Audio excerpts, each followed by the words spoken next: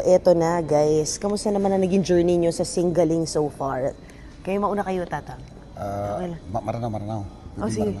Assalamualaikum warahmatullahi ta'ala wabarakatuh. Mga bangsa sa lanaw, Dilsyon, nakikita ko siya si TV5 na suporta ko sa kumapit sa Lucy sa July.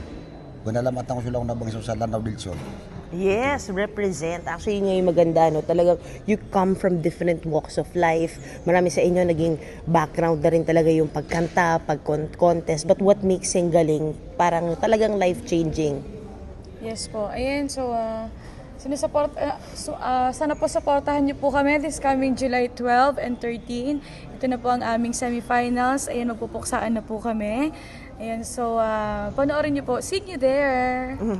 Puksaan, syempre sa TV lang, pero off-cam, kamusta ang samahan ninyo?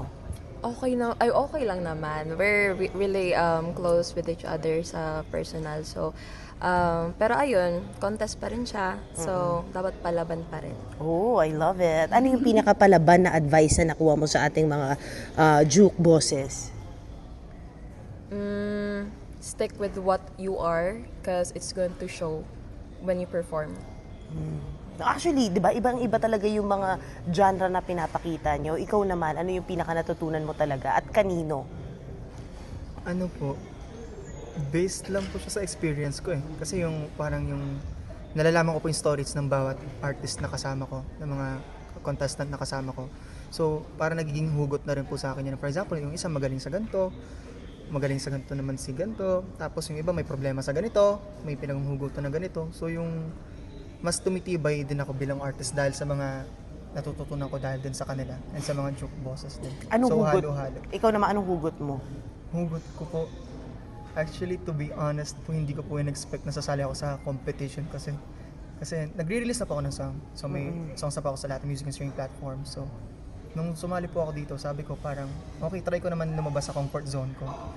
Kasi hirap po talaga akong magkabisado. Yung mga ibang songs, ganyan. Pa nagko-cover po ako, is kadalasan praise lang or nakatingin. So tapos yung ganun pa nag-criticize ka sa mga ganitong notes, ganitong pagkakamali na dapat ganito, dapat ganyan. Galing. So sobrang challenging po siya sa akin. So, Naging learning curve. opo. So sabi ko, alis ako sa comfort zone ko and what if i-try ko and tingnan natin kung maging worth it. Oh, wow. At least kung hindi man po manalo, may matutunan naman po. Totoo. Actually, yun na yung panalo doon, di ba? Kayo na, ikaw din, anong hugot mo dito at ano yung mga bala na meron ka para sa grand finals? Unahin ko lang po kasi kaya po ako sumali dito sa singling. Pinanghugutan ko po talaga yung last time ko na nagsali po ako sa TV. Kaya hindi po ako naikutan sa The Voice Teens.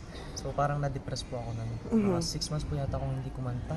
Kasi parang feel ko parang achiever po talaga ako since elementary. So ayun po yung akong pagkatalo.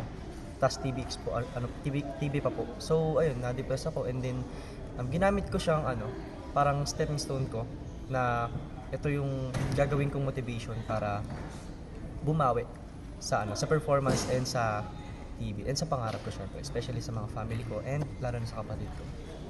Ayun. Wow. Buti na na-get over mo yun. Yan, na-overcome ko naman po kasi parang this time sabi ko sa sarili ko na I challenge myself po talaga na na medyo marami rin po or ilang beses din po ako nag-prepare para sa competition na to kaya ayun, worth it naman po lahat. So sa awa po ng Diyos, ayun, nanalo po. Ayan. Sana napasama po sa Team Galing. Ayan. Congratulations, Team Galing. And looking forward ako sa magiging journey ninyo. Ayan. So invite everyone. Ayan, so this coming July 12 and 13, ayan, abangan niyo po kami, magpupuksaan na po kami. So ayan, see you there mga kaawit bahay. Thank you. Thank you.